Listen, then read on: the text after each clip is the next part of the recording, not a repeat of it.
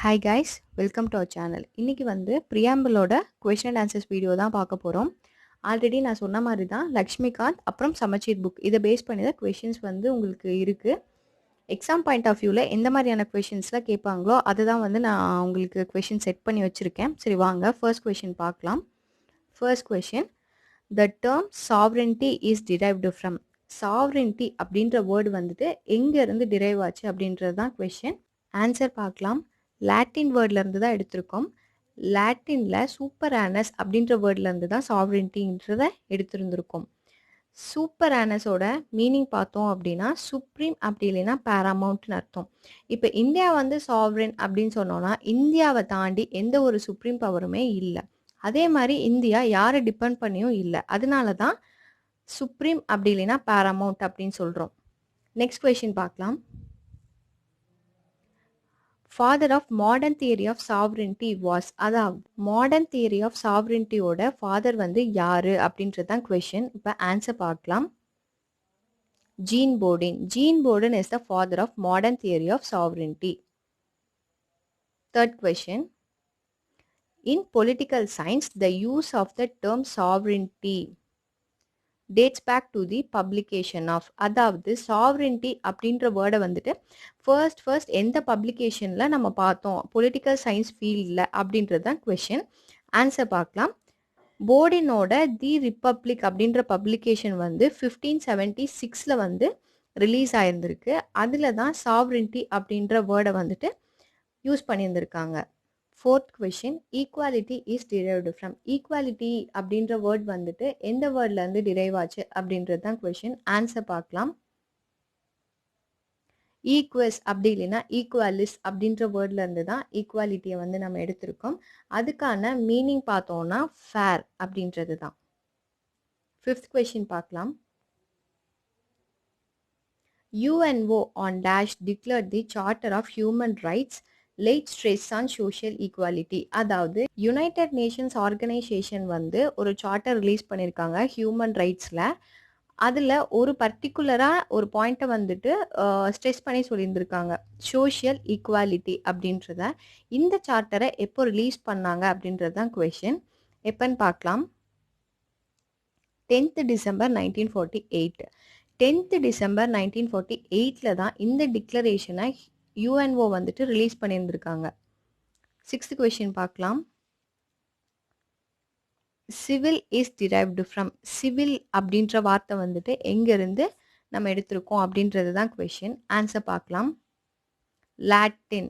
Latin வேர்ட்லேருந்து எடுத்திருக்கோம். Civil அப்படி இல்லைன்னா சிவிஸ் அப்படிங்கிற வேர்ட்லேருந்து தான் எடுத்திருக்கோம்.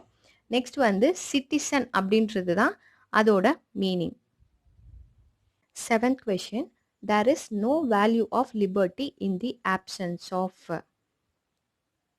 அதாவது லிபர்ட்டி அப்படின்றதுக்கே வந்து வேல்யூ இல்லை அப்படின்னு சொல்கிறாங்க. லிபர்ட்டி கூட இன்னொன்று சேர்ந்து வரல அப்படின்னா அது என்ன அப்படின்றது தான் கொஷின்.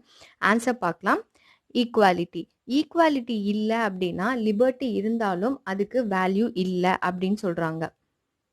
எய்த் கொஷின் பார்க்கலாம். In which democracy liberty and equality go together. அதாவது எந்த டெமோக்ரஸியில் லிபர்ட்டியும் ஈக்குவாலிட்டியும் சேர்ந்தே இருக்கும் அப்படின்றது தான் கொஷின். ஆன்சர் பார்க்கலாம். Socialistic democracy. சோஷியலிஸ்டிக் டெமோக்ரஸியில் மட்டும்தான் லிபர்ட்டி ஈக்குவாலிட்டி ரெண்டுமே சேர்ந்து இருக்கும் அப்படின்றாங்க. Next 9th question, objective resolution was drafted by. யார் அப்ஜெக்டிவ் ரெசல்யூஷனை டிராஃப்ட் பண்ணா அப்படின்றது தான் கொஷின். ஆன்சர் பார்க்கலாம். ஜவஹர்லால் நேரு. நேரு தான் வந்து அப்ஜெக்டிவ் ரெசல்யூஷனை டிராஃப்ட் பண்ணியிருந்திருப்பாரு. நெக்ஸ்ட் எப்போ போய் ஃபர்ஸ்ட் டைம் வந்து கான்ஸ்டியூவன்ட் அசம்பிளியில் அதை சொல்கிறாரு அப்படின்னு பார்த்தோன்னா 13th December 1946 அப்போ, அதாவது செகண்ட் மீட்டிங்கில் வந்து அவர் சொல்லியிருந்திருப்பாரு. நெக்ஸ்ட் 10th கொஷின் பார்க்கலாம். Objective resolution was adopted by constituent assembly on.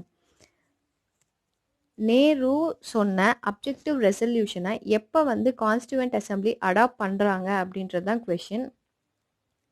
22nd January 1947 தான் அடாப்ட் பண்ணுறாங்க. 11th கொஷின் பார்க்கலாம். Who said that preamble is the identity card of constitution. யார் வந்து ப்ரியாம்பிளை ஐடென்டி கார்டு ஆஃப் தி கான்ஸ்டிடியூஷன்னு சொன்னது? என்ஏ பல்கிவாலா. இவர் தான் ப்ரியாம்பிள ஐடென்டி கார்டுன்னு சொல்லியிருந்திருப்பாரு. யாரு? N A Palkhivala. Next 12th question. The term we in the preamble means. ப்ரியாம்பிளில் வி அப்படின்ற டேர்ம் வந்து யாரை குறிக்குது அப்படின்றது தான் கொஷின். ஆன்சர் பார்க்கலாம். The people of India. நான் ஆல்ரெடி சொன்னேன் இல்லையா, ப்ரியாம்பிள் அப்படின்றது வந்துட்டு ஒரு ஃப்ரேஸில் ஸ்டார்ட் ஆகும். அந்த ஃப்ரேஸ் வந்து we the people of India அப்படின்னு ஸ்டார்ட் ஆகும் அப்படின்றத சொல்லியிருப்பேன். நெக்ஸ்ட் கொஷின் பார்க்கலாம். 13th question. Which new words were added to the preamble? ப்ரியாம்பிளை இது வரைக்கும் ஒரே ஒரு டைம் தான் அமெண்ட் பண்ணியிருக்கிறதா நான் முன்னாடி சொல்லியிருந்திருப்பேன். அதே மாதிரி அந்த அமெண்ட்மெண்ட் வந்து எந்த 3 வார்த்தையை இன்சர்ட் பண்ணுச்சு அப்படின்றது தான் 13th question. எந்த 3 வேர்ட்ஸ் அப்படின்னா சோஷியலிஸ்ட், செக்யூலர், இன்டெகிரிட்டி. ஓகேவா? ஷார்ட்கட்டாக SSIன்னு ஞாபகம் வச்சுக்கோங்க. Socialist, secular, integrity. Next 14th question பார்க்கலாம். How many times preamble was amended? Already சொன்ன மாதிரி தான் ஒரே ஒரு வாட்டி தான் அமெண்ட் பண்ணியிருக்காங்க. அந்த அமெண்ட்மெண்ட் எது அப்படின்னா 42nd அமெண்ட்மெண்ட் ஆக்ட். இயர் பார்த்தோன்னா 1976. அப்போ தான் இந்த 3 வார்த்தையும் நம்ம ப்ரியாம்பிளில் ஆட் பண்ணியிருந்திருப்போம். Next question. The term liberty has been derived from. லிபர்ட்டியை வந்து எந்த வேர்ட்ல இருந்து நம்ம எடுத்துக்கிட்டோம் அப்படின்னு கேட்டிருக்கேன். ஆன்சர் வந்து லாட்டின் வேர்டில் லைபர் அப்படின்றதுல இருந்தால் எடுத்துருந்துருக்கோம். அதோட மீனிங் பார்த்தோன்னா ஃப்ரீ ஃப்ரம் ஆல் ஷேக்கிள். எந்த ஒரு கமிட்மெண்ட்டும் இல்லாமல் ஃப்ரீயாக இருக்கிறது தான் வந்து லிபர்ட்டி அப்படின்னு சொல்கிறோம். Next 16th question. Monistic theory of sovereignty propounded by. Monistic தியரியை யார் சொன்னாங்க அப்படின்றது தான் கொஷின். ஆன்சர் வந்து ஜான் ஆஸ்டின். இவர் தான் வந்துட்டு மொனிஸ்டிக் தியரியை சொல்லியிருந்திருப்பாரு. 17th question பார்க்கலாம். In democracy sovereignty resides with. டெமோக்ரஸியில் வந்துட்டு சாவரின்டி எங்கே இருக்கும் அப்படின்றது தான் கொஷின். ஆன்சர் பார்க்கலாம். பீப்புள். பீப்புளில் தான் வந்து சாவரின்டி வந்து ரிசைட் ஆயிருந்திருக்கும் அப்படின்னு சொல்லியிருக்காங்க. Next question. ஆன் லிபர்ட்டி அப்படின்ற புக்கை யார் எழுதுனாங்க அப்படின்றது தான் கொஷின். ஆன்சர் வந்து John Stuart Mill. JS Mill தான் ஆன் லிபர்ட்டி அப்படின்ற புக்கை எழுதுனது. 19th question. Sovereignty resides with general will. அதாவது சாவரின்டி ஜென்ரல் வில் கிட்ட ரீசைட் ஆயிருக்கு அப்படின்னு சொன்னது வந்து யாரு அப்படின்றது தான் கொஷின். ஆன்சர் பார்க்கலாம். ரூசோ. ரூசோ தான் வந்து sovereignty resides with general will அப்படின்னு சொன்னது. 20th question. Cases related to preamble. ஒரு 3 கேஸ் நம்ம வந்து பார்த்துருந்துருப்போம். Berubari union case 1960, Kesavananda Bharati case 1973, LIC case 1995. இந்த 3 கேஸ் தான். பெருபாரி கேஸில் என்ன சொல்லியிருக்காங்க? Not a part of constitution. அதாவது ப்ரியாம்பிள் வந்து கான்ஸ்டிடியூஷனோட ஒரு பார்ட் இல்லை அப்படின்னு சொல்லியிருந்திருப்பாங்க. கேசவானந்தா பாரதி கேஸில் வந்து ப்ரியாம்பிள் பார்ட் ஆஃப் த கான்ஸ்டிடியூஷன்னு சொல்லியிருந்திருப்பாங்க. நெக்ஸ்ட் வந்து அதை அமெண்ட் பண்ணிக்கலாம், பேசிக் ஃபீச்சர்ஸ் எதையும் மாற்றாமல் அப்படின்னு சொல்லியிருந்திருப்பாங்க. அதே மாதிரி எல்ஐசி கேஸில் இன்டெக்ரல் பார்ட் ஆஃப் த கான்ஸ்டிடியூஷன்னு சொல்லியிருந்திருப்பாங்க. 21st question பார்க்கலாம். What are the 3 words used as a slogan in French revolution? ஃப்ரெஞ்ச் ரெவல்யூஷனில் ஒரு 3 வேர்ட்ஸை வந்து ஸ்லோகனாக யூஸ் பண்ணியிருந்திருக்கிறதா நான் ஆல்ரெடி உங்ககிட்ட சொல்லியிருந்திருப்பேன். அது என்னன்னு பார்க்கலாம். Liberty, equality, fraternity. இதை வந்து ட்ரினிட்டின்னு சொல்லுவாங்க. 22nd question பார்க்கலாம். Preamble is ஜஸ்டிஷியபிள். ப்ரியாம்பிள் வந்து ஜஸ்டிஷியபிளான்னு கேட்டிருக்கேன். ப்ரியாம்பிள் வந்துட்டு நம்ம கோர்ட்டில் எடுத்துகிட்டு போய் எந்த கேஸும் போட முடியாது. ஸோ அது வந்து நான் ஜஸ்டிஷியபிள். நெக்ஸ்ட் வந்து ஆக்சுவலாக இது வந்து நான் லாஸ்ட் கிளாஸில் உங்களுக்கு சொல்லியிருந்திருக்க மாட்டேன். ஸோ இதை வந்து ஃபுல்லாக எக்ஸ்பிளைன் பண்ணுறேன் உங்களுக்கு. ஒரு 3 கேசஸ் வந்து சாவரின்டி ரிலேட்டடாக இருக்குது. இந்த 3 கேஸ்லையுமே சாவரின்டியை பற்றி சுப்ரீம் கோர்ட் வந்து சொல்லியிருக்காங்க. ஆல்ரெடி ப்ரியாம்பிளில் சாவரின் அப்படின்ற வேர்ட் வந்து இருக்கு இல்லையா, பட் அதுக்கான எந்த டெஃபினிஷனுமே எலாபரேட்டாக வந்து ப்ரியாம்பிளில் இருக்காது. அதை பற்றி ஃபுல் அண்ட் ஃபுல் வந்து இந்த 3 கேசஸில் வந்து சொல்லியிருக்காங்க. சரி வாங்க அந்த 3 கேஸ் என்னன்னு பார்க்கலாம். ஃபர்ஸ்ட் வந்து Gopalan versus state of Madras. இந்த கேஸ் 1950. செகண்ட் வந்து union of India versus Madan Gopalan 1954. Then synthetics versus state of UP, இந்த கேஸ் 1990ல். ஃபர்ஸ்ட் 2 கேஸ் இருக்கு இல்லையா, இந்த 2 கேஸில் வந்துட்டு சாவரிட்டியோட மீனிங்கை வந்து கொடுத்துருக்காங்க.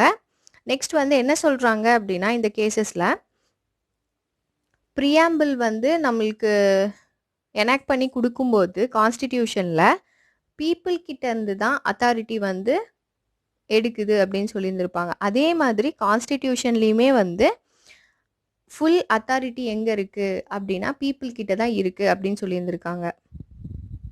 Next synthetics versus state of UP, இந்த கேஸில் என்ன சொல்லியிருக்காங்க அப்படின்னா சாவரிட்டி அப்படின்ற வேர்டை பற்றி ஃபுல்லாக சொல்லியிருந்திருப்பாங்க. சரி வாங்க அது என்னன்னு பார்க்கலாம்.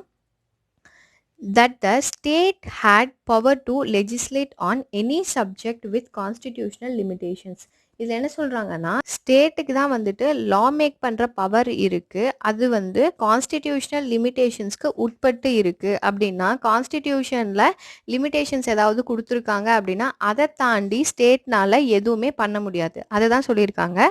State had power to legislate on any subject, எந்த சப்ஜெக்டில் வேணாலும் அவங்க லா கிரியேட் பண்ணலாம், ஆனால் அது கான்ஸ்டிடியூஷனல் லிமிட்டேஷன்ஸோட இருக்கணும் அப்படின்னு சொல்லியிருந்திருப்பாங்க.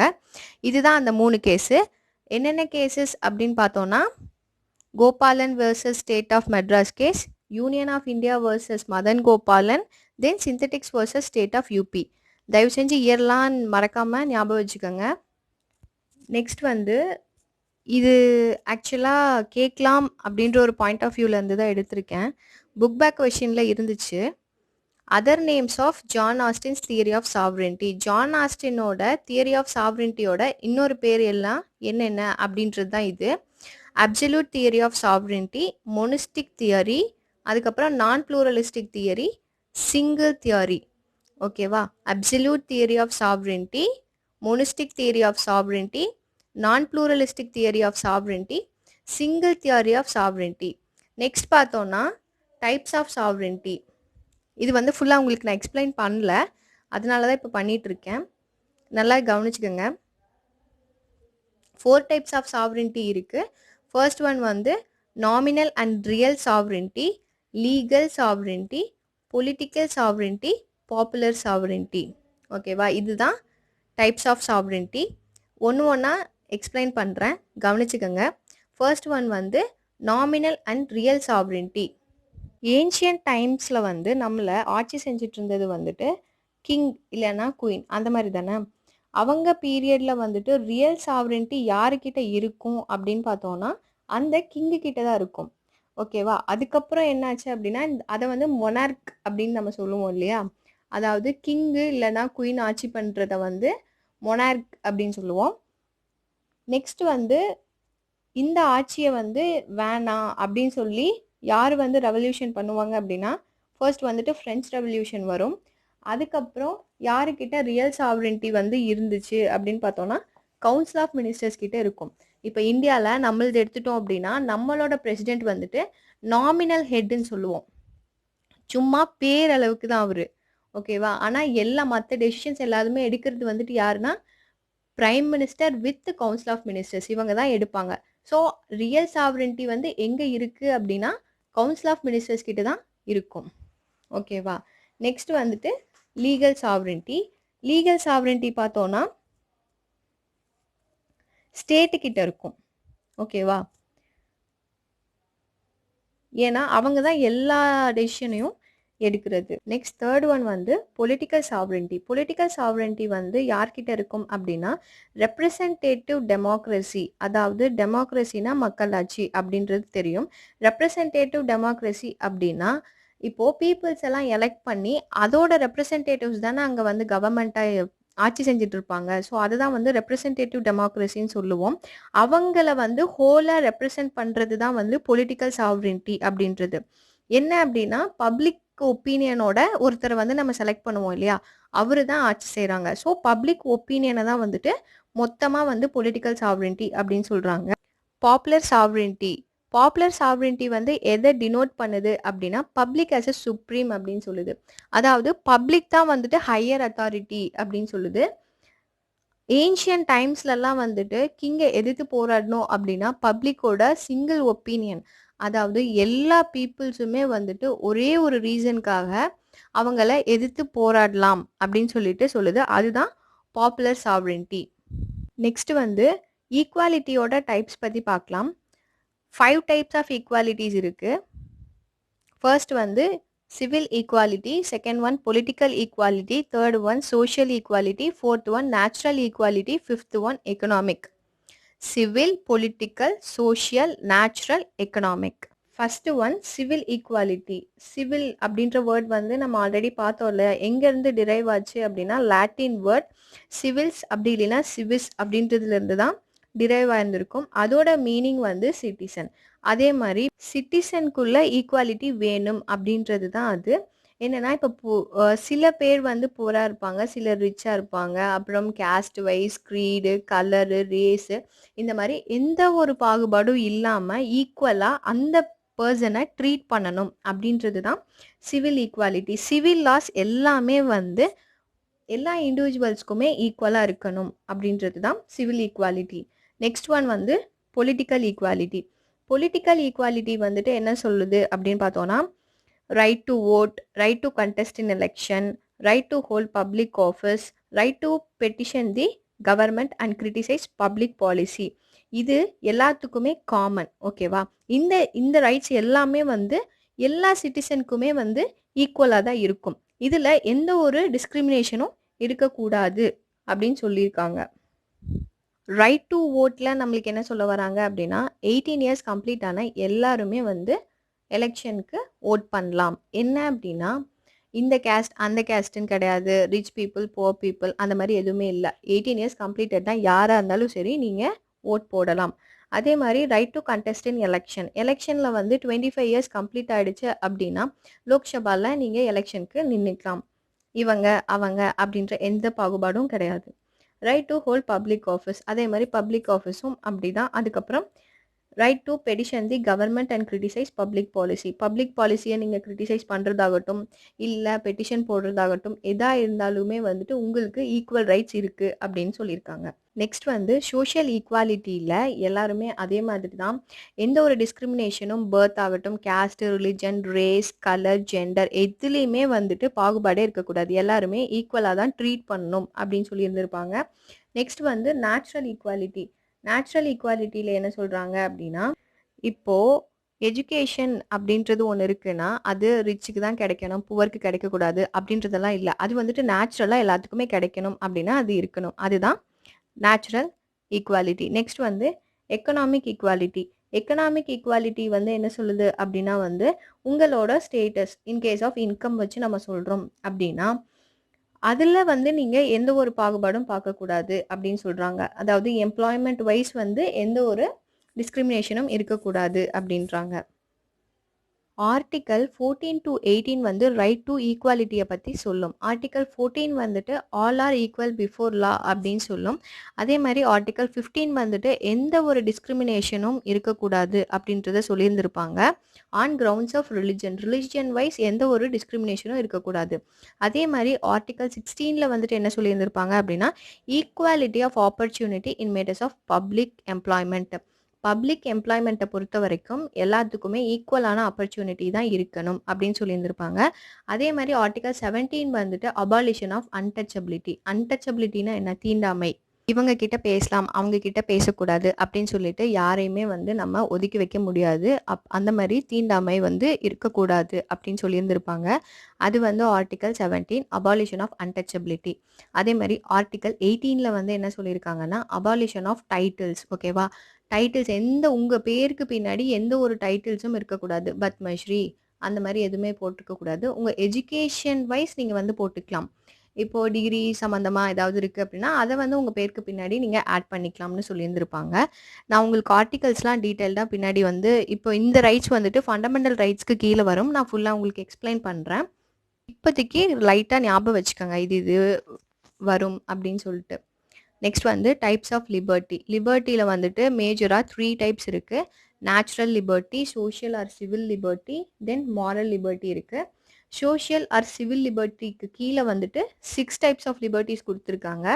Personal liberty, political liberty, economic liberty, domestic liberty, national liberty, international liberty அப்படின்னு சொல்லிட்டு ஒரு 6 லிபர்ட்டிஸ் கொடுத்துருக்காங்க. ஃபர்ஸ்ட் வந்து நேச்சுரல் லிபர்ட்டி அப்படின்னா என்னன்னு பார்க்கலாம். ஒருத்தர் வந்து எந்த ஒரு ரெஸ்ட்ரைனும் இல்லாம அவரோட லிபர்ட்டிய, அதாவது அவரு என்ன நினைக்கிறாரோ இத பண்ணணும் அப்படின்னு சொல்லிட்டு விருப்பம் இருக்கோ அத வந்து அவர் பண்ணிக்கலாம். அது நேச்சுரல் லிபர்ட்டி. நெக்ஸ்ட் வந்து சிவில் லிபர்ட்டி. சிவில் லிபர்ட்டி வந்துட்டு எத வந்து ரெஃப்ளெக்ட் பண்ணும் அப்படின்னு பார்த்தோம்னா rule of law. Rule of law வந்துட்டு ஒரு டாபிக்கே இருக்கு நம்மளுக்கு. அத வந்து நான் பின்னாடி உங்களுக்கு டீட்டெயில்டா எக்ஸ்பிளைன் பண்றேன். ரூல் ஆஃப் லால என்ன சொல்லியிருந்திருப்பாங்க அப்படின்னா, சட்டத்துக்கு முன்னாடி எல்லாரும் ஈக்குவல் அப்படின்னு சொல்லியிருந்திருப்பாங்க. அந்த சட்டத்த தாண்டி உங்களால எதுவும் பண்ண முடியாது. ஸோ, அந்த உங்களோட லிபர்ட்டி எல்லாமே வந்துட்டு அந்த சட்டத்துக்குள்ள தான் அடங்கி இருக்கும். நெக்ஸ்ட் வந்து பொலிட்டிக்கல் ஈக்குவாலிட்டி. பொலிட்டிக்கல் ஈக்குவாலிட்டில வந்துட்டு நம்ம ஆல்ரெடி பார்த்தது தான். ரைட் டூ வோட் இருக்கும். அப்புறம் ரைட் டூ கன்டெஸ்ட் எலெக்ஷன். எலெக்ஷன்ல நீங்க நின்னுக்கலாம். அந்த மாதிரியானது தான் வந்து பொலிட்டிக்கல் லிபர்ட்டில இருக்கு. நெக்ஸ்ட் ஒன் வந்து பர்சனல் லிபர்ட்டி. பர்சனல் லிபர்ட்டில எந்த மாதிரியான லிபர்ட்டீஸ்லாம் உங்களுக்கு இருக்கு அப்படின்னா, உங்களோட பர்சனல் விஷயத்துல இன்னொருத்தவங்க யாரும் வந்து இன்டர்ஃபியர் பண்ணக்கூடாது. அந்த லிபர்ட்டி உங்களுக்கு இருக்கும். அதுக்கு எக்ஸாம்பிள் பார்த்தோம்னா, இப்போ உங்களுக்கு ட்ரெஸ் ஆகட்டும், உங்க ஃபுட்டு, உங்க standard of living, marriage, education இது எல்லாமே வந்துட்டு உங்களோட பர்சனல் திங்ஸ். இதுல வந்துட்டு யாருமே இன்டர்ஃபியர் பண்ண முடியாது. நெக்ஸ்ட் வந்துட்டு எக்கனாமிக் லிபர்ட்டி. எக்கனாமிக் லிபர்ட்டில வந்துட்டு என்ன சொல்றாங்க அப்படின்னா, ஒருத்தரோட ஏர்னிங்ஸை வச்சு அவங்களோட டெய்லி இது வந்து சொல்றது தான். அதுல வந்து நீங்க யாரையுமே வந்துட்டு எந்த ஒரு டிஸ்டிங்ஷனும் இருக்கக்கூடாது அப்படின்னு சொல்லியிருந்திருப்பாங்க. நெக்ஸ்ட் வந்து டொமஸ்டிக் லிபர்ட்டி. டொமஸ்டிக் லிபர்ட்டில வந்துட்டு என்னென்ன கவர் ஆகும் அப்படின்னு பார்த்தோம்னா, equal right for women and children. விமனுக்கும் சரி சில்ட்ரனுக்கும் சரி அவங்களோட ஈக்குவல் ரைட்ஸ் அவங்களுக்கு கிடைச்சே ஆகணும். இப்போ மால் ட்ரீட்மெண்ட்டாக இருக்கட்டும், க்ரூயல்ட்டி, எக்ஸ்ப்ளாய்டேஷன் இது எதுவுமே வந்து அவங்களுக்கு இருக்கக்கூடாது. அவங்களோட சுதந்திரத்தை அவங்களுக்கு நீங்கள் கொடுக்கணும். ஓகேவா? அதுதான். இப்போ வந்து நம்ம நாட்டில் அந்த மாதிரி எதுவுமே இல்லை இல்லையா? அதெல்லாம் நம்மளுக்கு எப்போ கிடைக்க போகுது அப்படின்னு தான் தெரியல.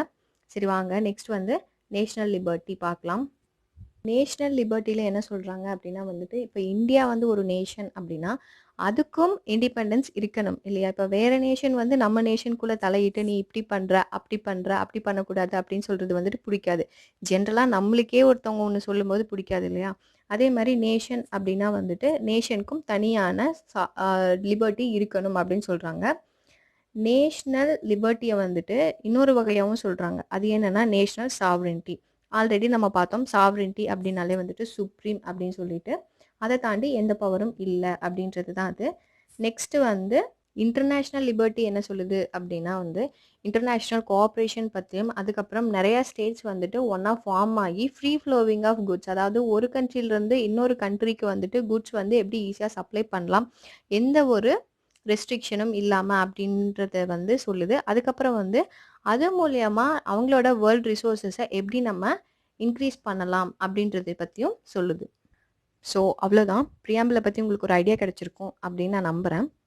ஒருவேளை நான் ஏதாவது மிஸ் பண்ணியிருந்தேன் அப்படின்னா அதை கமெண்ட்லேயே லீவ் பண்ணுங்கள்.